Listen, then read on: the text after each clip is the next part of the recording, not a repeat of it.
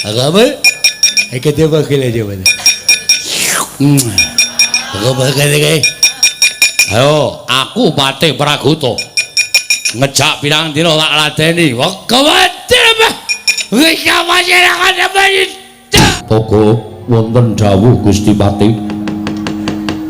Apa dene kowe milung? Wonten dawuh Gusti Patih.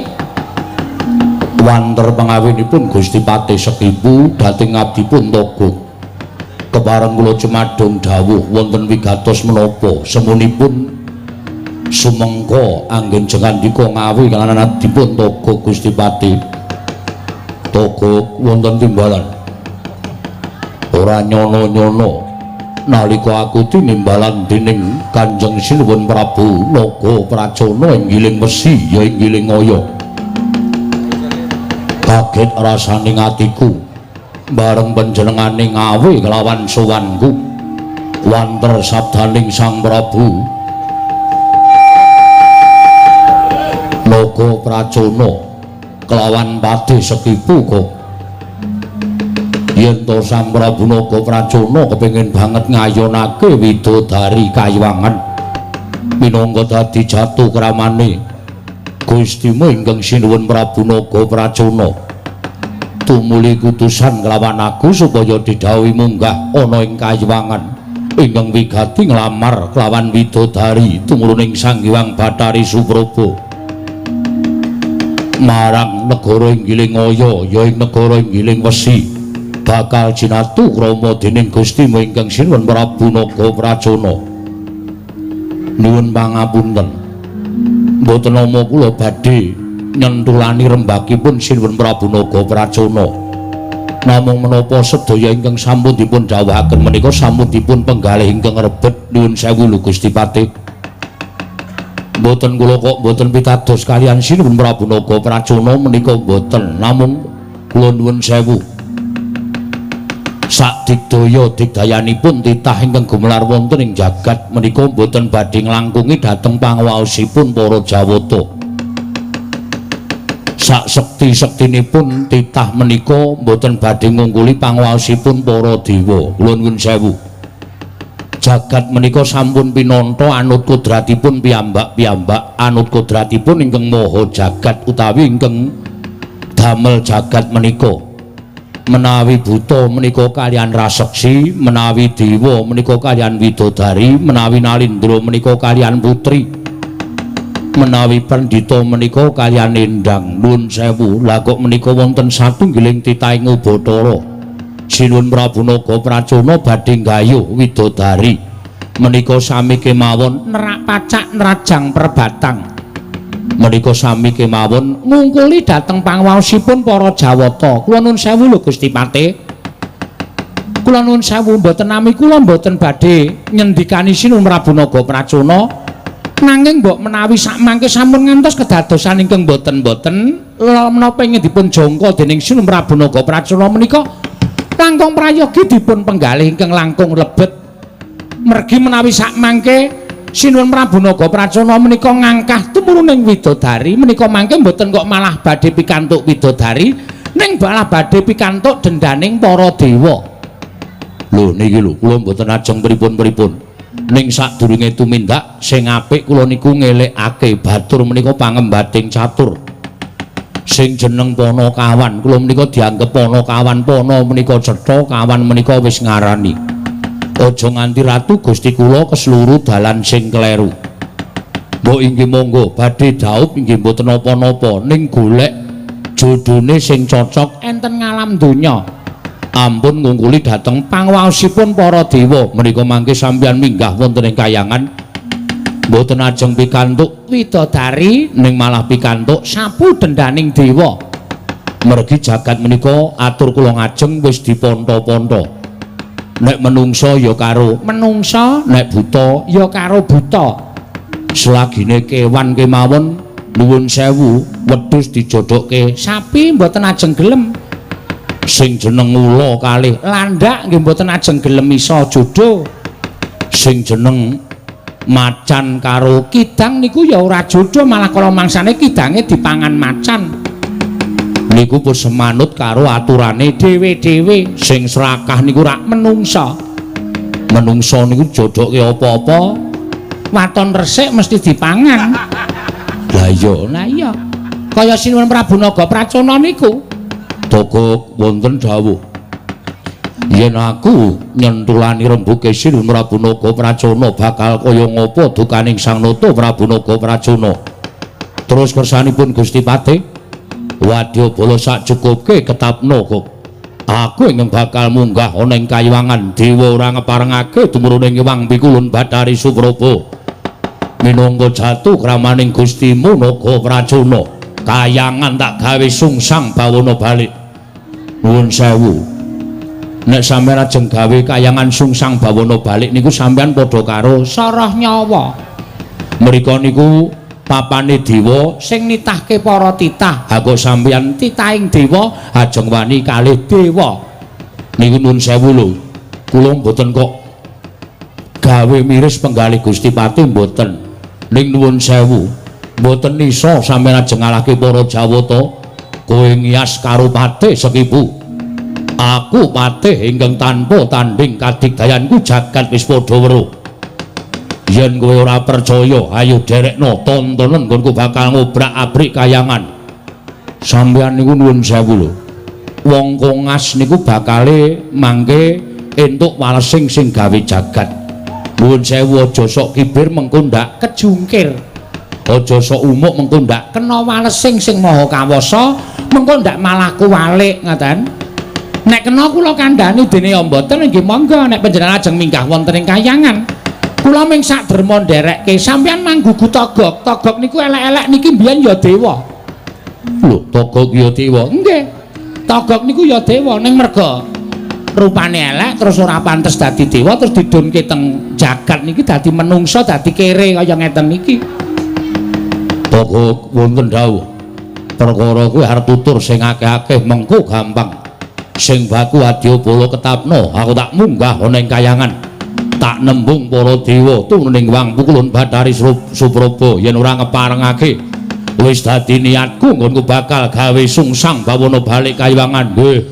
Ayo lung nderekke Gustimu Prabu Sekipu Sinuwun Praga Pracana Tusan Patih Sekipu. Ayo monggo Gusti Patih kula dherekaken. Yo bilung lan apa dene kowe Togok?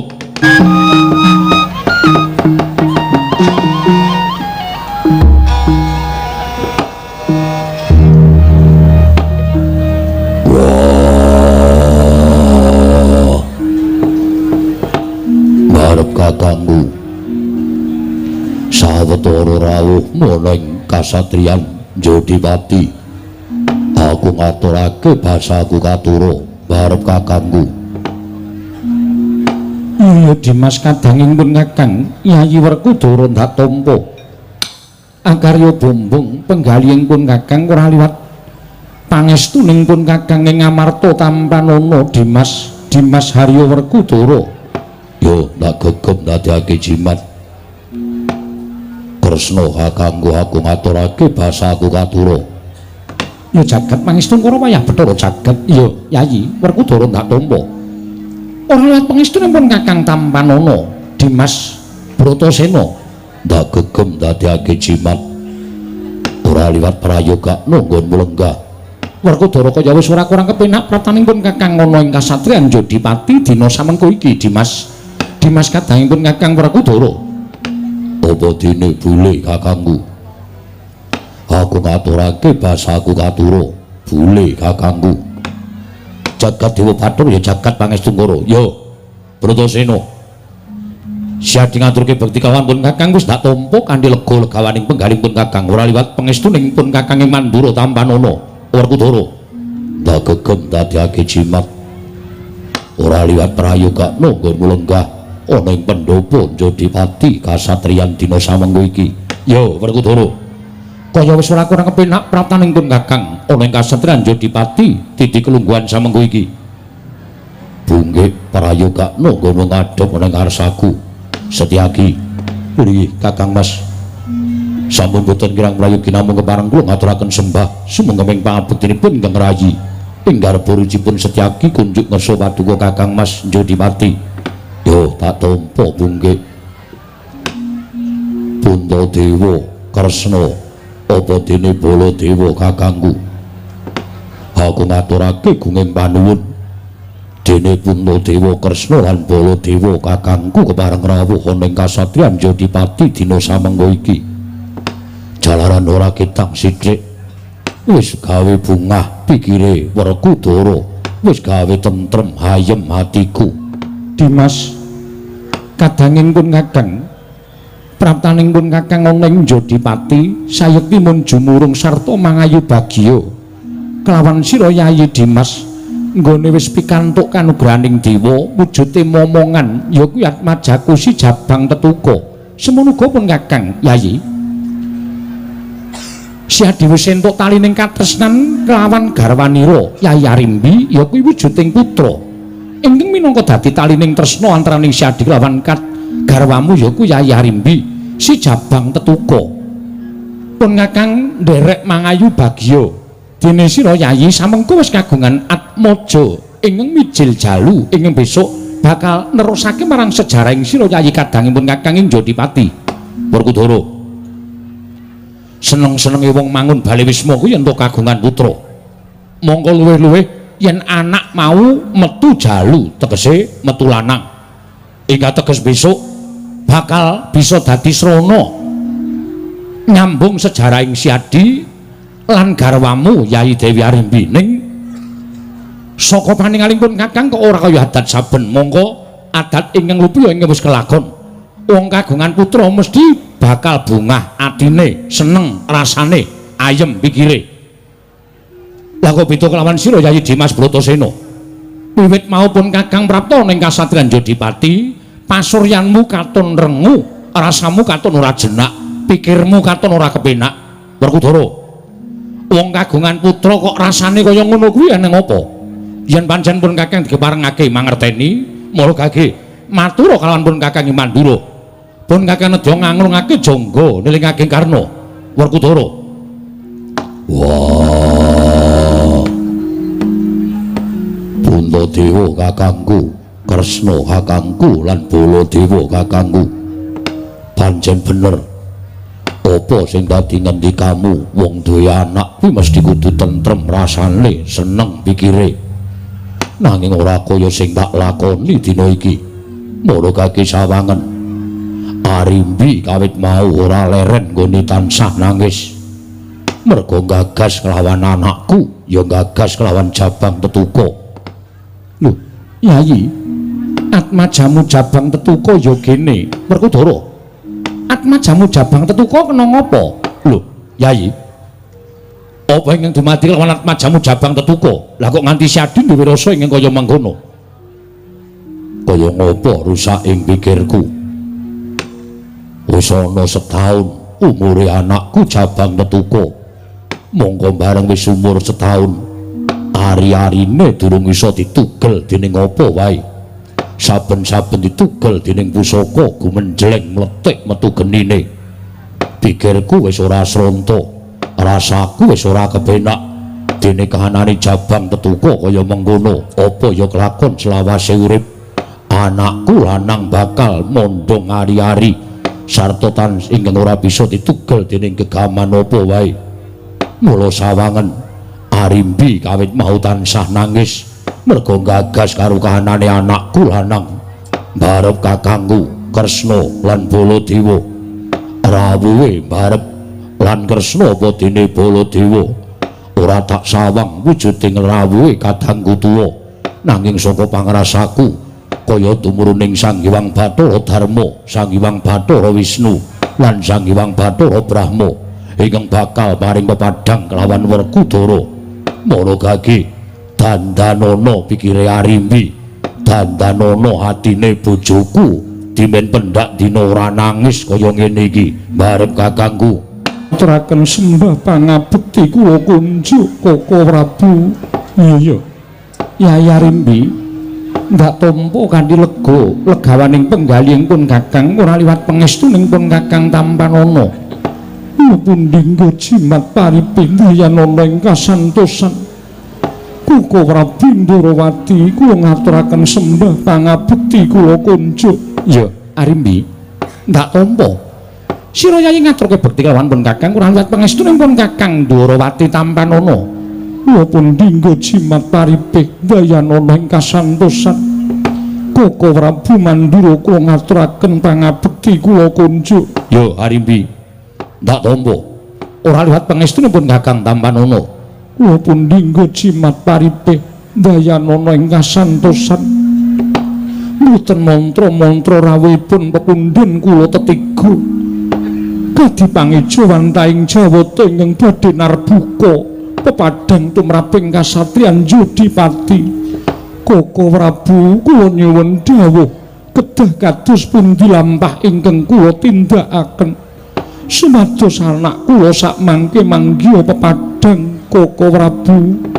Koko Prabu Ndwarawati kula wonten paring adhawuh Yayi. Monggo Koko Prabu mugi paduka kepareng merenahaken dhateng manahipun pun Arimbi. Nyatanipun kawontenanipun kados mekaten. Yo Kresna Gage. Si Adi ngempil sada dening kadangku si Arimbi. Ora ketang sithik si Adi tuturu kalawan si Arimbi supaya pernah rasane tentrem pikire. Ora grantes kaya mengkono mergo ngrasakake lawan majane. Ya kuwi si Jabang Tetuka. Ih, Koko Prabu, menapa mboten prayogi paduka? Pun Kakang kuwi ning kene minangka dadi dayuh, yen si Adi kuwi minangka dadi pengayomaning para Pandhawa. Werkudara percaya karo Yayi Prabu Ndwarawati. Mula sing wigati lan sing baku si Adi ingkang paring dawuh kelawan Yayi Harimbi. Koko Prabu nyuwun pangapunten. Mboten ateges kula nglangkungi dhateng pangawaosipun Nata Mandura. Pun Kakang wis paring balilah. Inggih, matur sembah nuwun tanpa pepindhan. Arimbi, kula wonten paring dawuh. Yayi. Pun Kakang midhanget kelawan ature garwamu, ya kuwi Dimas Werkudara yen tatmajamu wis ngancik setahun yuswane, mongko ari-arine ora iso pedhot saka si Jabang Tetuka. Kasinggihan mekaten Dimas. Pacobaning jagat kuwi pancen maneka warna. Gusti nitahake kelawan titahe kuwi ora mung nampa kanugrahan, nanging uga nampa kelawan pacoban. Mbok menawa iki dadi pacobaning putramu.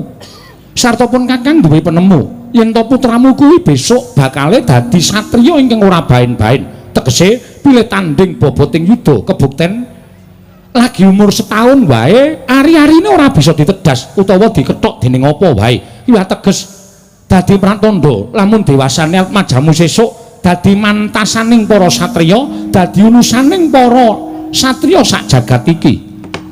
Inggih Koko Prabu ngaturaken panuwun ingkang tanpa pepindhan. Si Adi wis ngerti lelakoning Pandhawa ingkang tumpuk matumpa-tumpa mongko tansah tinampa kanthi penggalih ingkang ikhlas, tinampa kanthi penggalih ingkang sabar. Satemah Pandhawa dina samengko entuk kanugrahan, ya kuwi dadi mustikaning para satriya. Kuwi kabeh ora mingantuk saka kanugrahaning dewa babah pisan ora, nanging kudu dilakoni kanthi laku tapa brata lan prihatin sarta tansah nampa marang pacobaning Hyang Mahanasa. Sabab Arimbi ngerti yo wong urip ana ing alam padang kuwi sayekti mung nampa marang peparinging Hyang Mahanasa, mbuh ala mbuh becik mbuh bener mbuh luput mbuh bungah mbuh susah sugih miskin kudu ditampa kanthi ikhlas, aja nganti gresula. Sabab panggersah-panggersahing para kawula ingkang tansah ora nampa marang kodrating Hyang Mahanasa, ora nampa marang kanugrahaning Hyang Mahamanon, kuwi ateges titah mau ora percaya marang Gusti kang karya jagat. Mula kananing Tetuka ingkang kaya mengkono mau tampanten kanthi lega legawaning penggalih. Pun Kakang ngerti lan pun Kakang percaya pacobaning Hyang Mahanasa ora bakal ngungkuli marang kabisaning titah ingkang nampa pacoban. Lan pun Kakang percaya mesti ana dalan pepadang ingkang bakal tumanduk marang sira kelawan garwamu Dimas Werkudara. Satemah bebendu ingkang tumanduk kelawan si Jabang Tetuka mau bisa berat saka penandanging si Jabang Tetuka, ya kuwi ari-ari bakal iso pinagas dening sapa wae. Werkudara. Iye.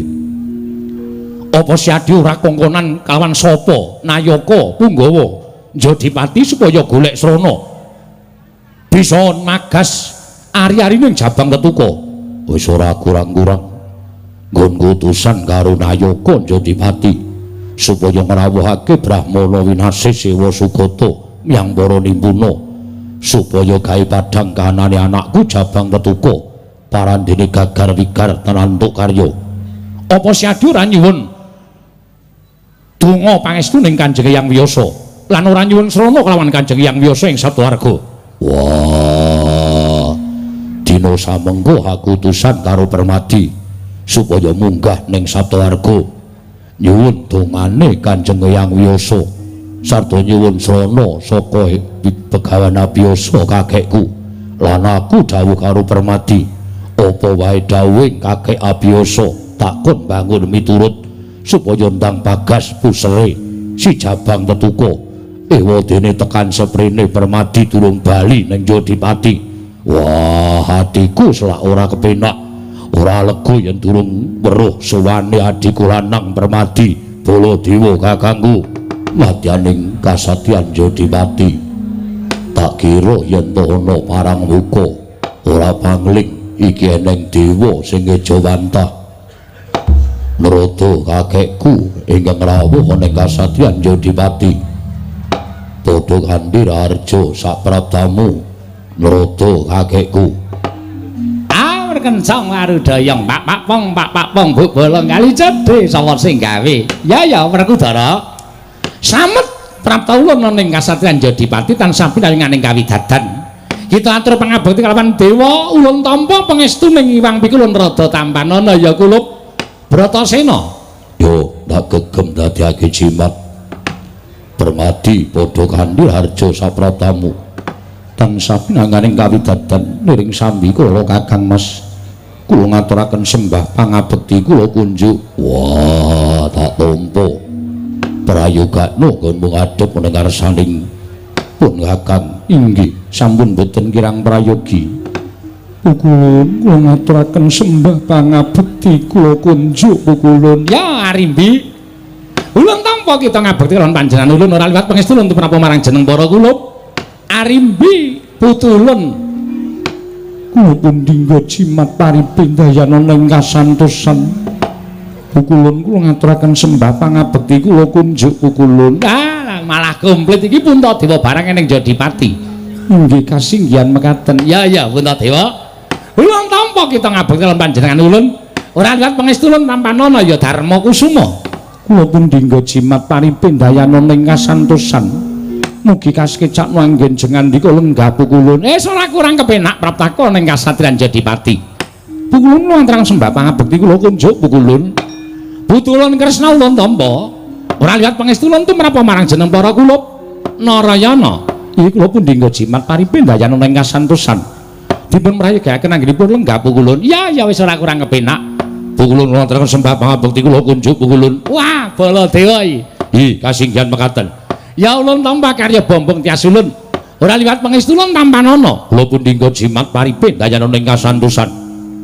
Dipun mrayogakaken anggenipun lenggah. Ora kurang kepenak praptaka ning kasatyan Jodipati dina samengko iki Baladewa.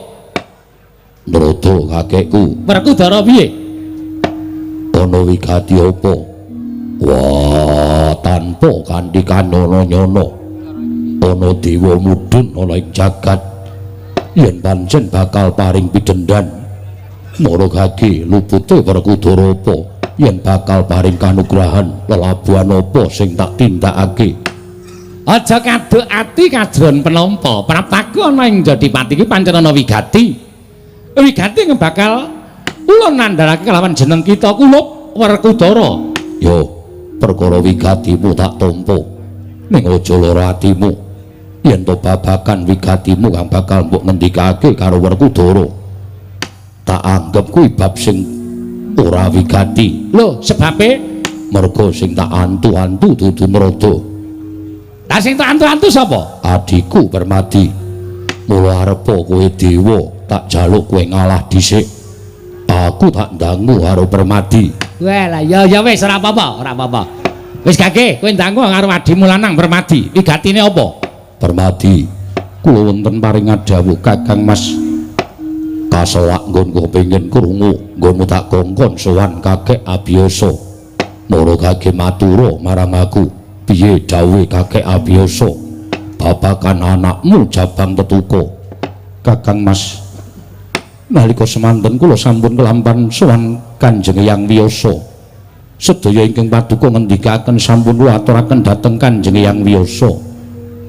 Dawuhipun Kanjeng Hyang, puseripun anak kula pun Jabang Tetuko namung saged pinagas mawi ingkang winastan kayu kastuba mulya. Nalika semanten tumunten kula kesah saking sakeluarga jumbuh kalian dawuh paduka sampun ngantos kula wangsul dhateng kasatriyan Jodipati menawi dereng saged pikantuk syarat srana kinarya magas puseripun Jabang Tetuko tumuli kula ngayam wana mlebet desa njajah desa Milangkori ngupaya ingkang winastan kayu kastuba mulya nanging dumadakan wonten ing margi kula pinanggih Iwang Pikula Narada ingkang sajakipun nedeng nandhang Sungkawa Kakang Mas. Wah dewa kok sedih hingga sapa? Lah kosek aja terus dianggep dewa iki ra iso sedih iki ora. Dewa iki ya iso sedih merga dewa kuwi dudu titah ingkang luput saka lelakon. Yo. Dewa iki kena lara luputing pati ngrasakake bungah susah, ngrasakake bejo cilaka. Dewa kok sedih ning dalan. Sebab apa? Ah, ngene, aku tak neruske critane si Permadi ya. Yo. Ngene Werkudara. Apa to sababe panjenengan lu nalika semana pungon-pungon ana ing dalan? Merga nalika semana ulun kuwi didhawuhi dening Sang Hyang Jagat Giri Pratingkah kinen matedhake pusaka. Kinen matedhake pusaka. Ah, sadurunge kowe tak kandhani yen dina iki kayangan geger. Kayangan geger Iya, disebabake saka apa? disababake saka pangamuking Nalendra Inggilingaya ya Inggiling Wesi Prabu Naga Pracona ingkang nalika semana utusan patihe kang aran Patih Sekipu Tantra ya Kasipu mantra pengen nyuwun tumruning widodari Bathari Supraba. Satemene kuwi mung kinarya pawadan sakjatine Naga Pracona mung kepengin dadi dewaning para dewa. Ah, dadi geger ana ing kayangan. Campuh perang antaraning para dewa kalan Wadyabala Inggilingaya. Lah kok jebul Patih Sekipu ki digdaya tenan. Bebasan tinatah mendat Jinara mentet tinumbak bengkung sinuduk butung. Mula ora ana dewa ingkang bisa ngasorake kawan Patih Kesipu mantra mau. Yo. Tumuli Sang Hyang Jagat Girinata paring dawuh Kakang Trada. Menika mboten dewa ingkang saged ngasoraken Patih Kesipu mantra, namung mboten saged kejawi namung wayah ulun Permadi. Mila Kakang Trada kula aturi mandhap wonten ing jagat. Kula aturi ngupaya wonten pundi durungipun Permadi. Ah, nalika semana ulun kuwi terus goleki Permadi kinantenan pusaka Kuntawijayandanu. Kuntawijayandanu. Iya, Kunta kuwi pusaka kadewatan ingkang bakal pinaringake kelawan Permadi. Permadi kadar saben anggere lunga saka kasatriyan, mapane ana ing alas utawa ing karang pradisan utawa ing pegunungan. Mula nggon ulun goleki Permadi ana ing alas ana ing pegunungan. Nalika semana ana wong tapa. Barang Pak Caketi tak liling-liling kuwi kaya pasuryane plek karo si Permadi. Tumuli nggone tapa ulun gugah. Cetha yen kuwi Permadi, barang ulun dangu yen to bakal dadi jagoning dewa. Permadi ki mung mesam-mesem ora paring ora munjuk atur kan panjenengan ulun. Pusaka ulun paringake. Pusaka Kunta mbok paringake. Ulun paringake kelawan titah ingkang tapa mau, ingkang ulun arani Permadi mau. Barang titah mau wis nampa pusaka, tumuli titah mau matur cetha kalian panjenengan ulun. Nyuwun pangapunten Bu Kulun, kula menika sanes Permadi nanging kula menika Suryatmaja. Bar muni ngono iki kelepat gamprang kaya kidang playune. Ah, dalah kleru nggonku maringake pusaka. Wah, dewa kok kleru. Monggo dewa ora kena kleru. Kok sik to, dewa iki ya menungsa lho. Ya mung nalika semana ngombe tirta kamandanu lan tirta amerta wekasan dewa kena lara luputing pati. Mula dewa iki ya terus ora entuk kok bener terus ki ya ora ya kadangkala kleru. Pusaka digawa Suryatmaja tak oyak ora kecunggah. Tumuli ulun delek-delek nalika semana Permadi terus teka. Wonten menapa Bu Kulun kowe iki jane entuk pusaka. Ning pusaka mau direbut karo si Suryatmaja ulun le maringake kleru. Permadi matur, "Lah kowe golek apa, Nggir?" "Kula pados kayu kastuba mulya."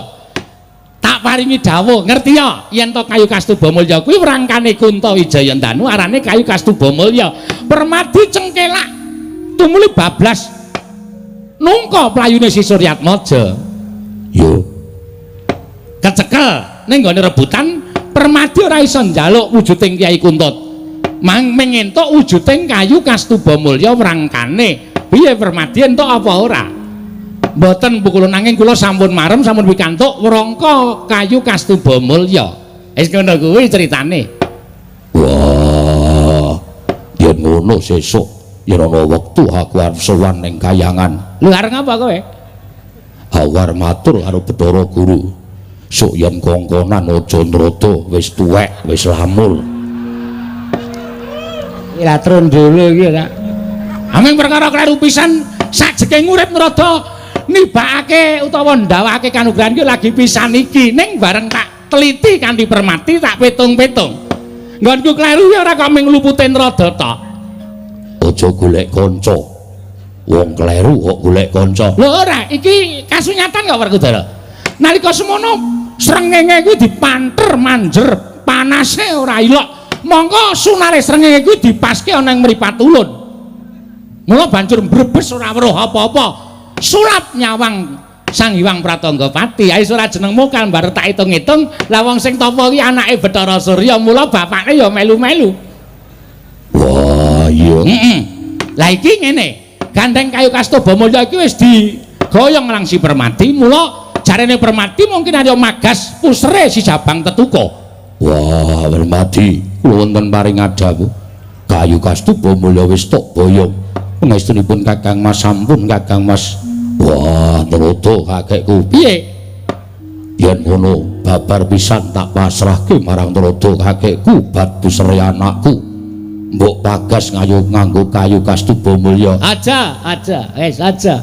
Aja ulun ki wis tak anggap wong lamur. Dewa sing ora cetha ki panjenengan ulun. Aja ngendak kleru nek ulun magas puser Tetuka aja ngendak kleru ngisore malah cilaka. Wah, iya. Banjur penemune nrada kakekku sapa? Ah, iki gandeng rawuh putu Natandrawati. Ya Natandrawati saja ingkang pas kudu magas pusri atmajamu si Jabang Tetuka, nggih Werkudara. Padang lelakone si Jabang Tetuka. Supaya enggal pagas pusre si Jabang Tetuka bali pulih kaya wingi uni. Lahir batine prasaja kaya dene titah swantah. Oh inggih ngestaken dawuh Permati wonten maring adawuh. Mara coba kaya ngapa? Wujuding kayu kastuba mulya Kaka Prabu kula nyuwun pandonganipun. Yo sing ati-ati Kresna. Abang ijoning kahananing kulawargaku hamis bajining kulawargaku tak pasrahke marang Kresna kakangku. Yayi. Gandeng ingkang dawuh Iwang Pikulun Kaneka Putra, tegesipun Kakang kudu bisa nyembadani sarta bisa ngestu padha dawuh Iwang Pikulun Narada. Yo sakarmu. Yayarimbi Kresna, iki kula wonten maring adawuh Pikulun ngapa nggih? Kok semune kita kaget bareng wis katon pedhot ari-ari ingkang dipangku dening Jabang Tetuka.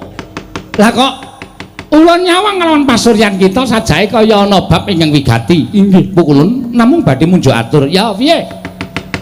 Ndadosaken kaget raos sing manahipun ingkang wayah Indrawati. Sareng wujudipun kayu kastuba mulya menika kula pagasaken wonten ing puser. Puser saged pagas namung elokipun wrangka Kyai Kunta kayu kastuba mulya manjing wonten pusripun Jabang Tetuka Pukulun. Ah, dalah perkencang laru dayang pak bong. Kali code sapa sing gawe? Ah. Marada kakekku Werkudara piye? Ana apa lelakon iki gage jlentrehna marang aku babar pisan. Katon wis padhang kahanane anakku ning kok ana bab sing aneh-aneh. Boyang aneh-aneh. Ning pancen wis pinesti kaya mengkono nggih Werkudara. Kita aja getun, kita aja ngresula. Sabab pancen wis kinodrat panguwasaning Dat Kamurweng Dat, kudu mengkono lelakone si Jabang Tetuka. Ari-ari iso pagas. Nanging wrangka Kyai Kastuba Mulya manjing jroning ari-ari. Yo.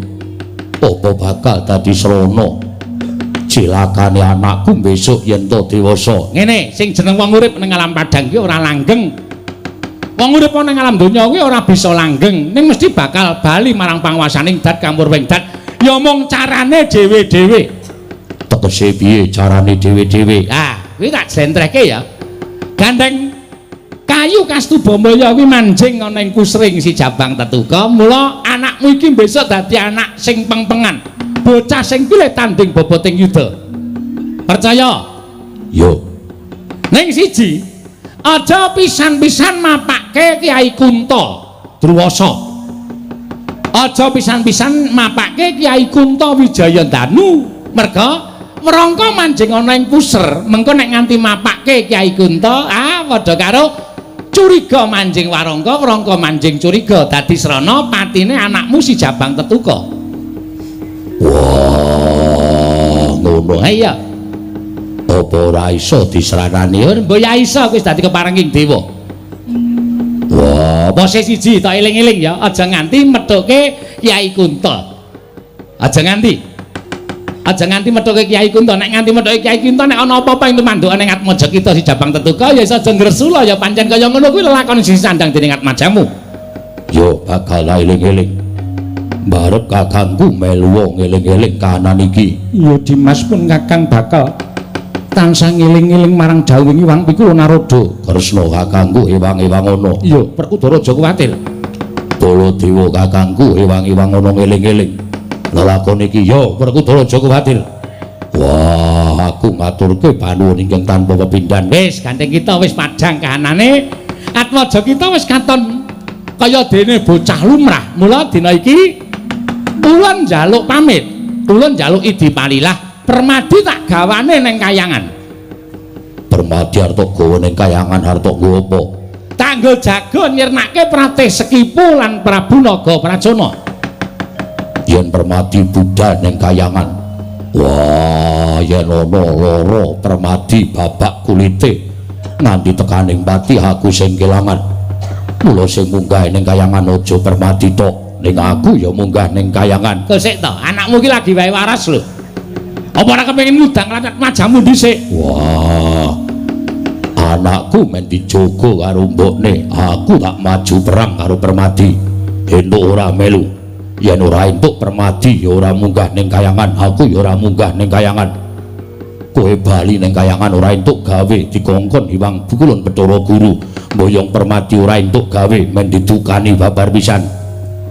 Wah, jan kowe iki ngapa ta kowe iki? Kowe iki nek omong terjak-tredone kok wah mentese ora jamak-jamak terus. Aku melu. Melu dadi jagoning dewa, ning sing dituding Permadi. Arep sing dituding Permadi ning kuwi adiku. Entuk ora entuk aku bakal munggah ning kayangan ngampingi karo adiku Permadi. Ya wis sakaremu, sakaremu. Nek pancen kita melu sakaremu lho. Wis sakaremu. Ulun ora bakal mepangi karo kita. Yo ngaturke panuwun. Harimbi. Wonten dawuh. Anakku dimong dhisik. Bapakne tak maju perang ning kayangan Suralaya. Inggih Pangeran, sembah kula ingkang tansah wiring dhateng tindak paduka Pangeran Jodipati. Nuwun sewu Pukulun, menawi kadang kula kekalih menika badhe dados jagoning dewa, kula mboten badhe kantun. Kula ugi nderek. Kok sik ta? Apa kita iki iso perang apa piye? Kita kuwi ratu sing ora tau iso perang. Kita kuwi pancen ya pinter ning ora tau nate perang. Inggih namung ngampi-ngampingi dhateng pun Permadi kemawon. Barep kakangku. Werkudara piye? Ora sah. Kowe nang kene jagani anakku. Ngono Dimas. Yo. Yen ana apa-apa anakku sing tak tembuke. Ya wis pun Kakang manut. Yayaji lenggah wonten ing kasatriyan kemawon kula ingin badhe ngentutaken dhateng pun Permadi lan Werkudara. Lha Kresna ya melu. Inggih Pukulun. Lha kok saya akeh iki piye iki? Ado melu ki sakaremu lho ning biaya dhewe lho ya. Ulun megah nek kon nanggung saya akeh tekor suwe-suwe. Pukulun kula iki nderek. Lah, rak tenan to. Baladewa barang ya melu. Kula tak nderek. Menawi Permadi kenging menapa-menapa kula mboten badhe kelas. Werkudara kenging menapa-menapa kula mboten badhe kelas. Kula tetep melu. Wah, lah ya wis sakaremu. Kalian Sensaki. Ora tayah kowe. Nggawa kanca barang. Iki kok angkutane ora cukup.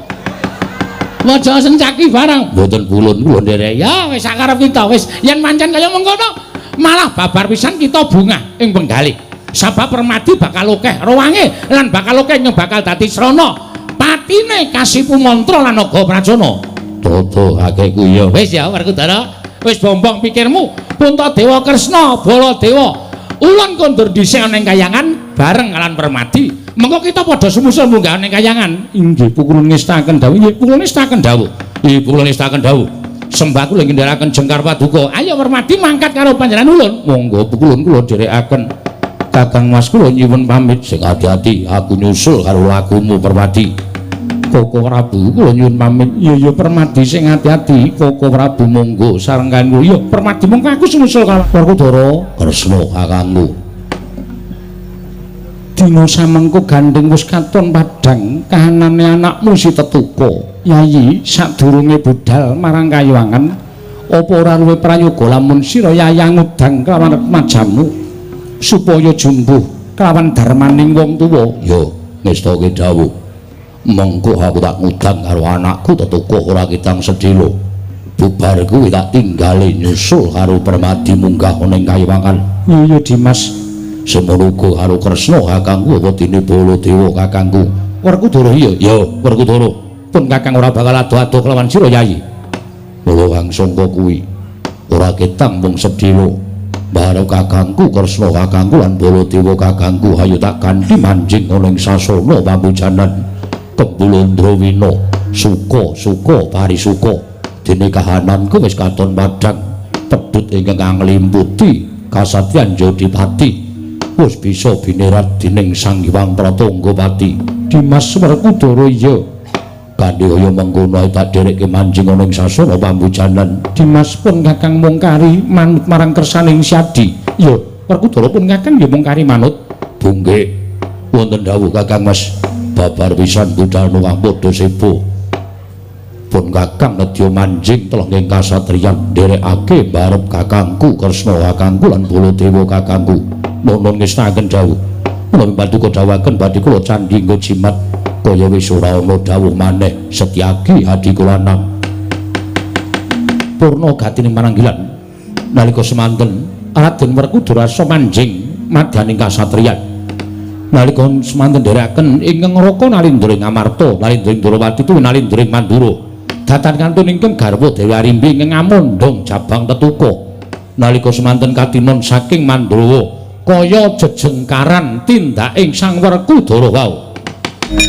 Kowe weruh dhewe kayangan geger, kayangan dewa-dewa ora ana ingkang wani mapaki kridhane patih Sekipu mantra. Nganti dewa tutup kori sela matanggep merga wedi karo Wadyabala ngiling ngaya kok. Wah nggih kula lagi pisan iki lho. Weruh para Jawata kok nganti kalah karo Wadyabala ngiling ngaya. Mboten nginten nganti tutup kori sela matanggep. Jolong.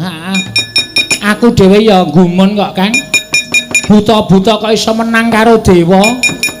Mula aja sok ngembe karo kekuatanku, aja sok ngias karo kasudibyaning patih Sekipu. Toko wonten dawuh.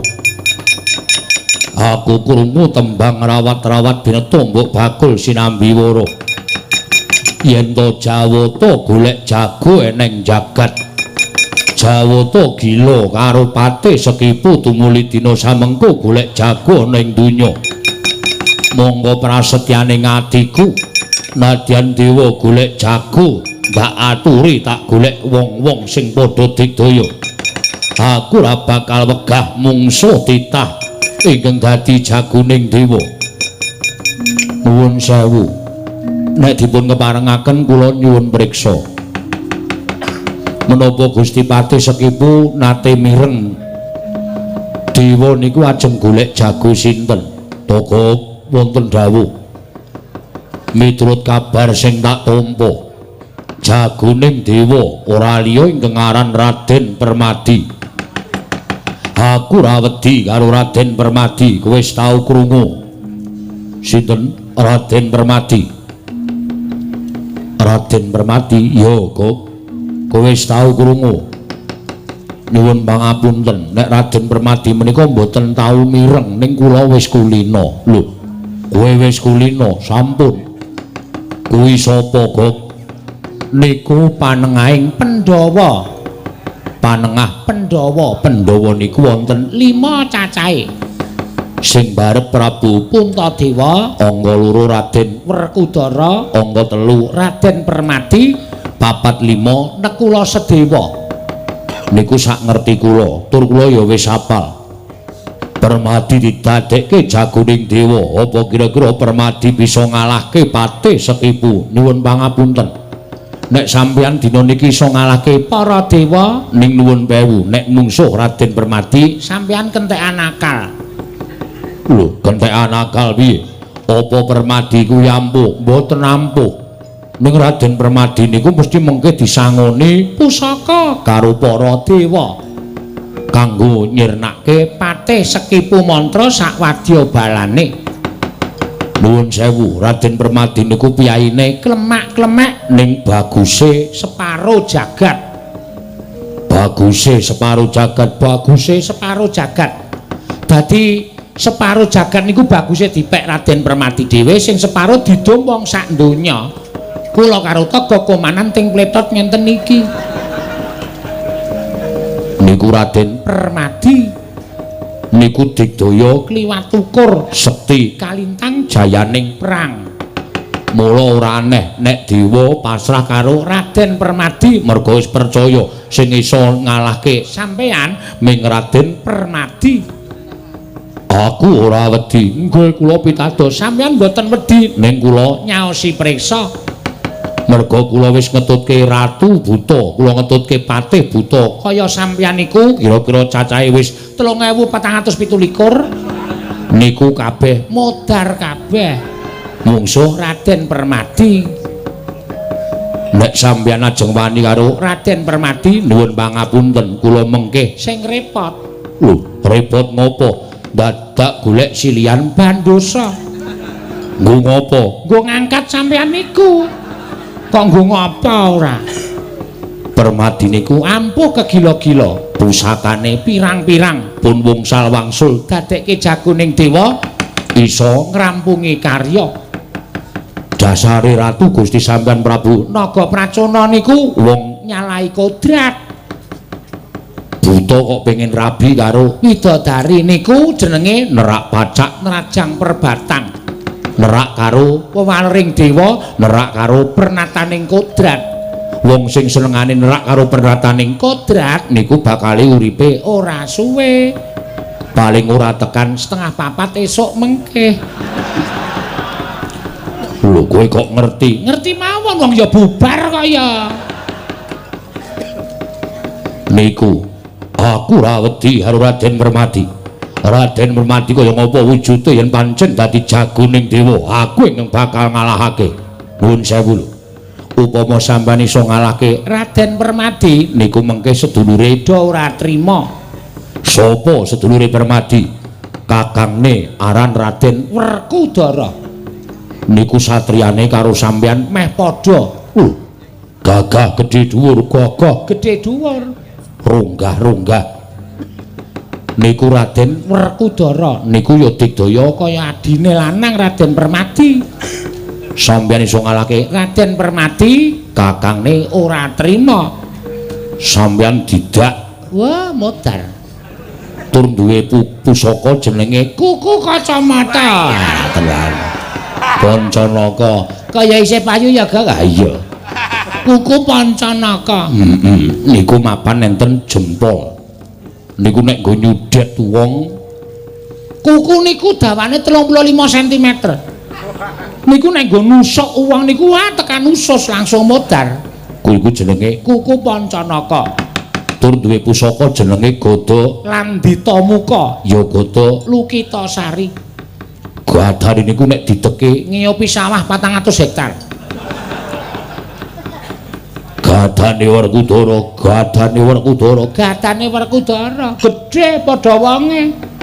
Ora kaya sampean. Wonge gedhe kok gadane cilik. Apa itu? Wong kuwi gawane dhewe-dhewe kok. Lah iya. Tur duwe aji jenenge Bandung Bandawasa, wungkal bener pengantep-antep. Niku nek diwatek Werkudara jangkah niku sak jangkah dawe 120 km. Apa iya meneng ta dibangetke ra apa-apa. Niku Werkudara sampeyan glundungi Gada Lukitasari iso geping-geping niku luwih-luwih nek nganti ketutuk sirah sampeyan tuk lirih mawon. Niku nggen sirah niku bentet ning alon-alon. Pledhik Mletik nganten. Terus matane mecotot. Matane sapa? Matamu kowe. Anu mripat sampean. Ngoten lho, niku Werkudara. Werkudara kalah karo aku, kakangne ora trima. Lho, kakangne Werkudara sapa? Prabu Puntadewa. Niku ora tau perang ning mbebayani. Nimbane klemak-klemek, Midak telek ora pendeng. kapuk.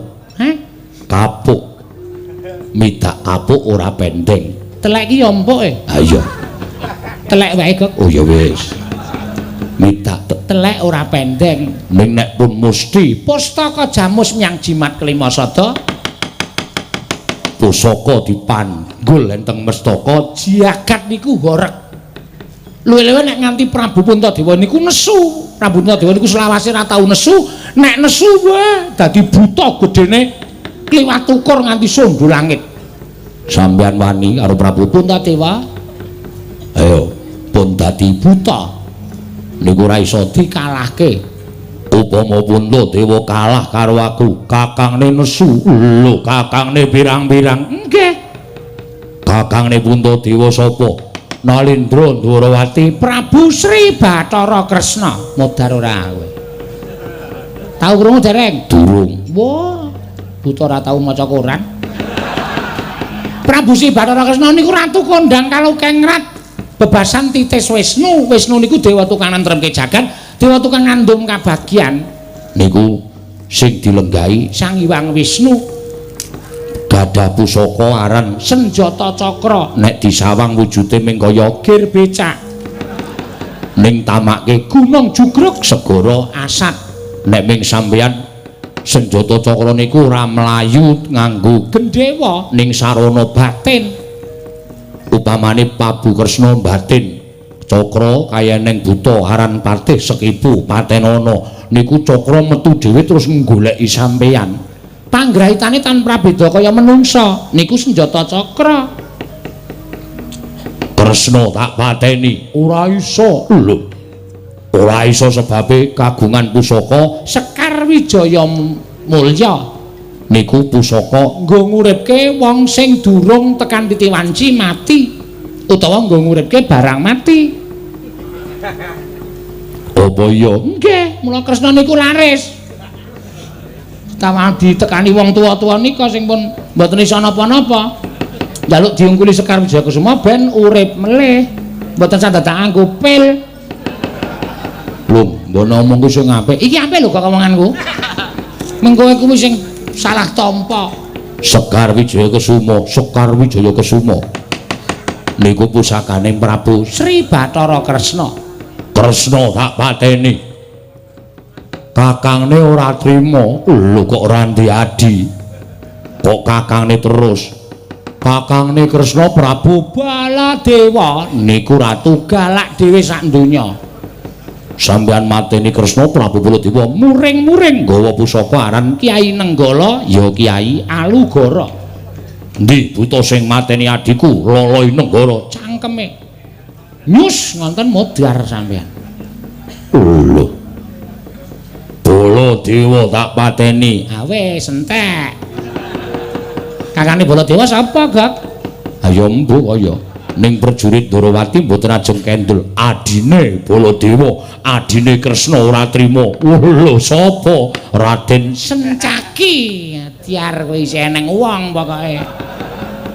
Raden Sencaki Nesu satriyane cilik ning bendina gelut Sencaki nek ora gelut sedina migren. niku Sencaki mula tangane ngapal. sampeyan mateni Kresna Baladewa Sencaki ora trima ngliga pusaka Kyai Gadawesi Kuning Gadawesi kuning gawa Sencaki kepruke sirah sampean piyur modar sampean. Sencaki kalah karo aku Patih Udawa Ora trima. Patih Ndarawati. pusakane apa Aduh, apa ya? ngerti ora kowe Ora apal e, Kok. saomong-omongane wae Patih Udawa nggawa Plempem. Plempem niku tutuke gunung jugruk segara asat. Tutuk plempem. Udawa tak pateni Patih Praguta. Patih Mandura Niku Patih rada edan. sampeyan kroyok Patih Praguta modal. Gok nun. Iki katone dewa wis arep matedhakake jagone nggih keparengipun. Wadyabala Ngilingaya kon samapta ing gati sawiging diri. Sapa wae jagoning dewa bakal tak adepi aja kok tekaning pati. Nadyan dadi deking pengamun-amun aku ora bakal wedi kok unggih srayaning dewa. Pengapiting Raden Permadi ya kadangku suwuk tuwa. Ingkang bakal mundurake Wadyabala saka Ngilingaya. Walah dalah pancen bener. Pawarta sing tak tampa dewa ya kuwi nyeraya marang sangganing para titah. Yen ngono iki srayaning para dewa dasar para nyata. Ayo kowe bali sak kancamu aja mbacut. Nggonmu bakal mboyong Bathari Supraba kandha karo Ratu Gustimu. Aja pisan-pisan gawe geger kayiwangan. Setyaki ana mbaran. Prasetyaning para Wadyabala Ngilingaya gelem bali marang Ngilingaya. Yen Ngiling Wesi waton mboyong Dewa Supraba. Yen ora diparingake dening para dewa, rawe-rawe bakal tak rantas, malang-malang bakal tak butung. Yen ngono kuwi tak undurke sarana peksa. Lho, wani harau sing tak wedeni apamu. Ora minggat sing arep aku tak tebak jadawane marganing patimu Singolena Prapteng Lalis. Raja kepada Jawa. Takon karo aku. Kebagi. Kowe takon ora? Gak. Lagu yang mau apa? Apa kacau lah macam? Ay kabada kaya. Ada kaya?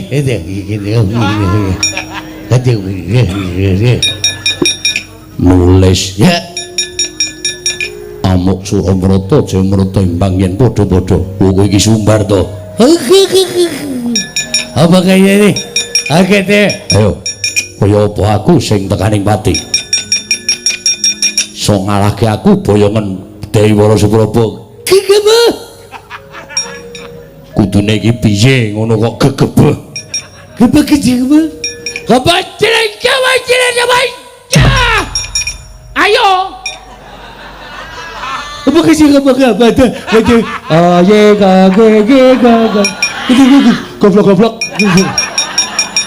Ini mati ya. Mati ya kau.